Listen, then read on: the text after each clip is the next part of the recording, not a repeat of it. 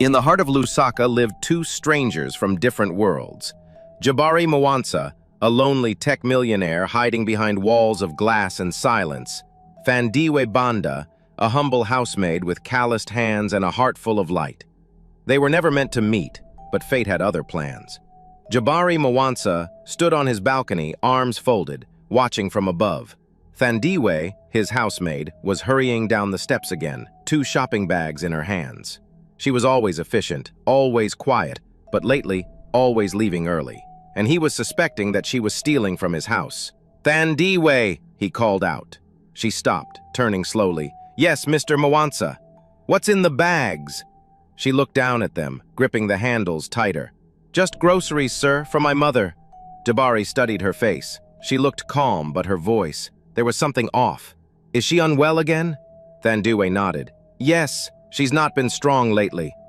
"You've been leaving early 3 times this week," he said, stepping closer. "Are you sure there's nothing else?" She hesitated. "I'm just trying to take care of family, sir. I'm sorry if it's a problem." Jabari's tone hardened. "I don't like lies, Thandiwe." Her eyes flinched. "Then maybe you should hire someone else."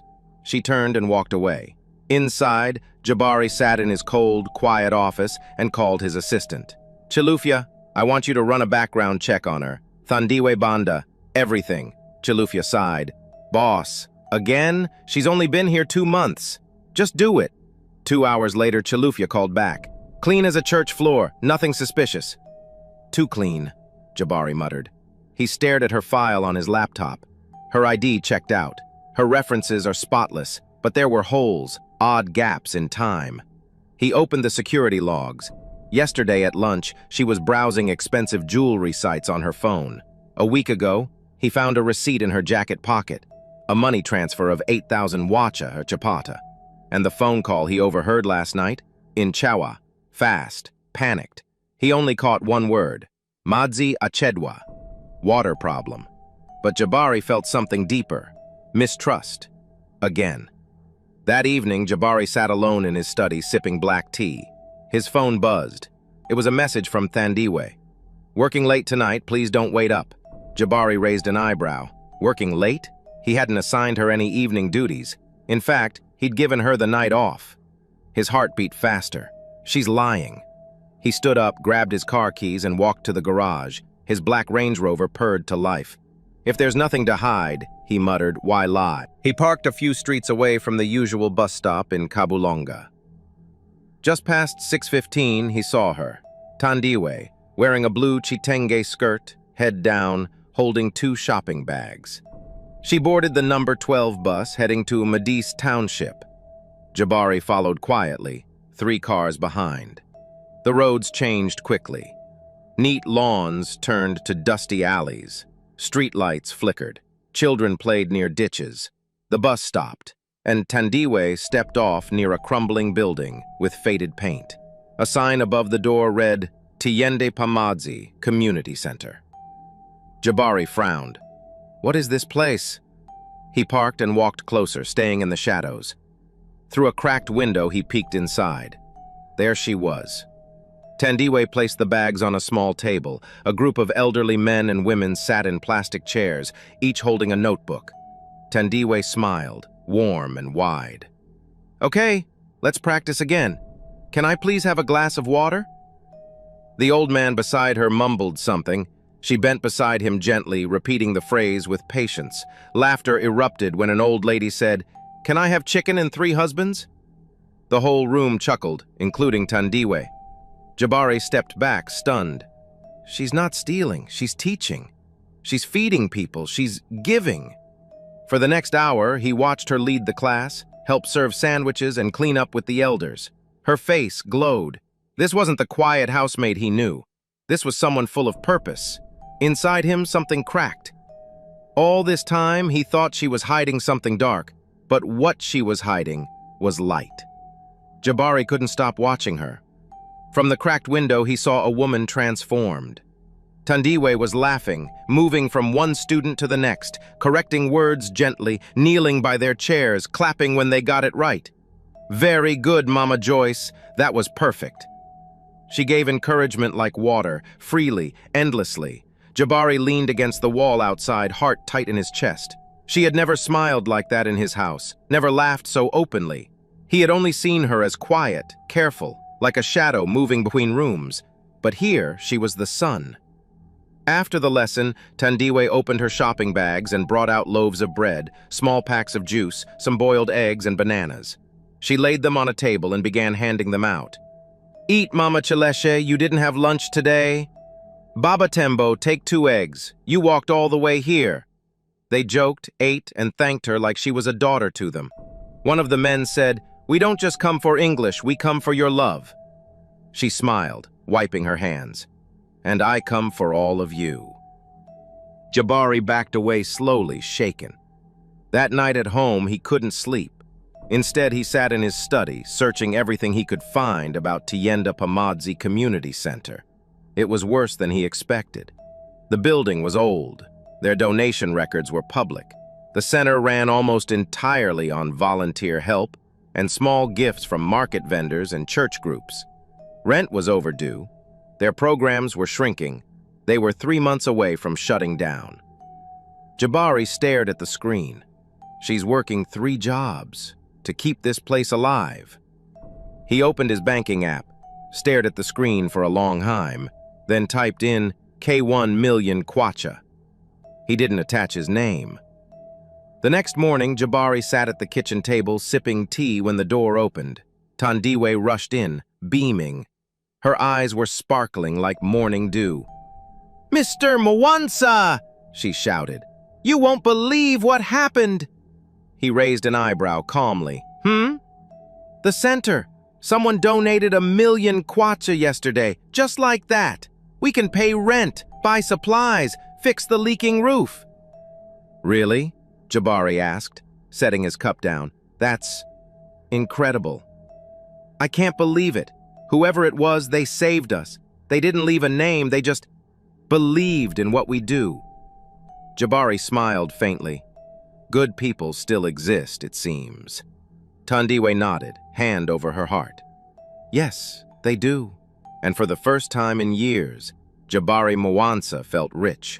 Not in money, but in meaning. Jabari started staying home more often. He told himself it was just to rest. But somehow, every time Thandiwe entered a room, he'd find a reason to be there too. One afternoon, she was wiping the bookshelves when he cleared his throat behind her. "You're always so focused," he said. She turned, surprised. "I try to do things properly." "Even when no one is watching?" She smiled faintly. "That's when it matters most." They began to talk more. At first, small things. The weather, traffic, household chores. But slowly, their conversations grew deeper.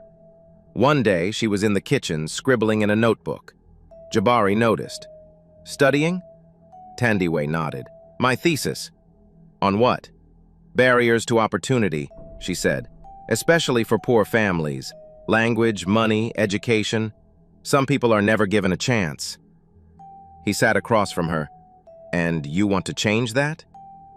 "Yes," she said softly. "I want to be a community social worker. I want to help people climb out." Jabari watched her. "You're smart." She laughed, shaking her head. "No, just determined." He disagreed silently. Another week passed. One evening, Thandiwe entered the house humming, face glowing. "What's the celebration?" Jabari asked. She turned to him, eyes wide. "We got a second donation. Brand new computers for the center." Jabari feigned surprise. "Really?" "Yes, can you believe it? The children can finally learn digital skills. Even Mama Joyce wants to learn to email her daughter in the UK." "That's wonderful," he said, trying not to smile. Their bond grew with every moment. She'd walk into a room and Jabari's heart would lift. She began making him tea without asking. He began offering her books from his personal shelf. One morning, she paused at the door and said softly, "In our center, we don't have much, but we share everything." Jabari nodded, words stuck in his throat. They never spoke of love, but it was there, in stolen glances, in shared silences, in small kindnesses that meant more than words. 2 hearts, from different worlds, slowly leaning toward each other. Not with force, Jabari, but with quiet gravity. One evening, Jabari stood in the living room pacing. He had made up his mind. When Thandiwe walked in, tired from work but still smiling, he turned to face her. "Thandiwe," he began, "I want to offer you a new position." She blinked. "A new position?" "Yes, full-time estate manager. You'd be in charge of everything, the house, staff coordination, even my travel schedule. I'll triple your salary. You'll have health benefits, paid leave, the works." Her mouth opened slightly. "That's very generous, sir." He looked at her gently. "You've earned it. You're smart. You're capable. I trust you." She swallowed. "It would help my mother. I could finally breathe a little." "Exactly," Jabari said. "No more juggling 3 jobs." But her smile faded. "I'd have to leave the center," she said softly. "There's no way I could manage both." "You've already done more than most," Jabari said carefully. "Maybe it's time to take care of yourself." She nodded slowly. "May I think about it?" "Of course." A week passed. They didn't speak much. Jabari waited, anxious. One morning, Thandiwe knocked on his office door. She stepped in, eyes glistening. "I've decided," she whispered. He stood up quickly. "And?" "I'm sorry," she said, voice shaking. "I have to say no." Jabari froze. "I'm grateful for the offer," she continued, "really, but I'd be giving up the one place that gives me meaning." "Even with all the struggles?" he asked, confused. She nodded. "Yes, the center, the people, that's my heart." She wiped a tear. "And there's another reason." Jabari's breath caught. "I've fallen in love," she said softly, "with someone I can't have, someone who inspires me, who makes me want to fight harder." His chest tightened. "Someone else?" She looked down. "Yes, but it could never work. We're from 2 different worlds. I had to choose, and I chose my purpose." Jabari stood silently as she walked out. His heart felt heavy. So there is someone who moves her more than I do, he thought bitterly. Someone like her, full of fire and light. Not a guarded man with walls too high to climb. And for the first time in years, Jabari felt truly alone. 2 weeks later, Thandiwe stood quietly in Jabari's study, holding a small envelope. "I need to give my notice," she said gently. Jabari looked up, his throat tightening. "You're leaving?" She nodded. "I got accepted into graduate school, social work, full scholarship." He forced a smile. That's wonderful. "I start in 2 months," she said. "It's everything I dreamed of, but I'll still help at the center while I study." He nodded slowly. "I'll miss your presence around here." She smiled faintly. "I'll miss it too." After that, Jabari helped from a quiet distance. He edited her CV, wrote glowing references, even pulled strings to connect her with leaders in the field, all anonymously. Then, she was gone. The house felt cold again, quiet, organized, lifeless. He hired a new housemaid, efficient, polite, but distant. No humming in the hallway, no laughter in the kitchen. Still, Jabari stayed connected, not to Thandiwe, but to her world. He made anonymous donations each month. The center added new chairs, fixed the windows, even launched a youth program. And she was everywhere, on flyers, in news clippings, smiling as she helped others grow. One quiet Saturday, an envelope arrived at Jabari's gate. No name, just a wax seal of the community center. He opened it slowly. "You are invited to the Tiende Pamodzi annual gala honoring our Volunteer of the Year, Miss Thandiwe Banda." Jabari sat down, the paper trembling in his hands. Volunteer of the Year. She had done it. She had become exactly who she said she wanted to be. He looked out the window. The city lights flickered like distant dreams. He wasn't sure why his heart beat so fast. Maybe it was pride. Or maybe it was the feeling of fate knocking one last time. The Tiende Pamodzi Center looked like a dream that night. String lights twinkled above, and families sat at decorated tables, laughter filling the air. Jabari stood quietly near the back wall, dressed in a dark blue suit. He didn't belong here, not really, but he had to see her. Then he saw her. Thandiwe walked in, wearing a simple green dress, her hair tied back, her eyes shining. She moved through the crowd with grace, hugging students, shaking hands with elders. Their eyes met across the room. She paused. His heart jumped. Before he could move, someone stepped on stage. "Please welcome our Volunteer of the Year, Thandiwe Banda." The room erupted in cheers. Thandiwe walked to the stage holding a small glass plaque. She took the mic, her voice steady. "This place saved me," she said. "When I felt small, it made me feel needed. When we almost closed, someone gave, quietly, generously, without asking for anything in return. An angel we never met." She paused, her eyes sweeping the crowd. For a moment, they landed on Jabari again. "To that person, wherever you are, you saved us. You gave people like Mama Joyce and Baba Tembo another chance to dream." The applause was thunderous. After the ceremony, Thandiwe found Jabari standing near the hallway. "You came," she said, voice soft. "I had to," he replied. They stood in silence. "There's something I need to tell you," Jabari said. She nodded. "The donations, the computers, even the money for your mother's surgery. It was me." Her eyes widened. "You?" "I followed you that night. I thought you were stealing, but instead I saw the most beautiful thing I've ever seen." Thandiwe stepped back, hurt. "You watched my life, and never told me? You helped in silence, without asking if I wanted it?"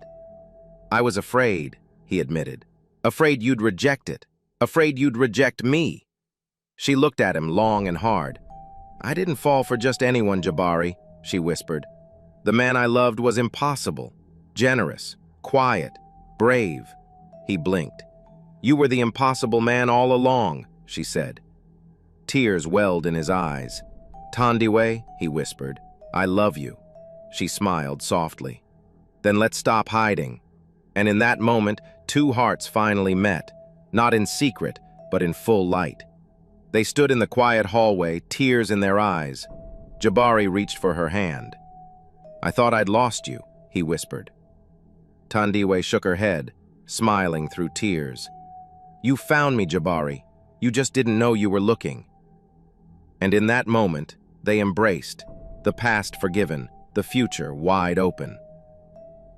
1 year later, the Tiende Pamoji Center looked completely different. Fresh paint, new lights. A wide banner hung above the entrance. The Thandiwe Banda Mwanza Learning Hub. Underneath it, rows of chairs filled with guests from every corner of life. Businessmen in suits, market vendors in colorful chittinges. Former students and city officials sat side by side.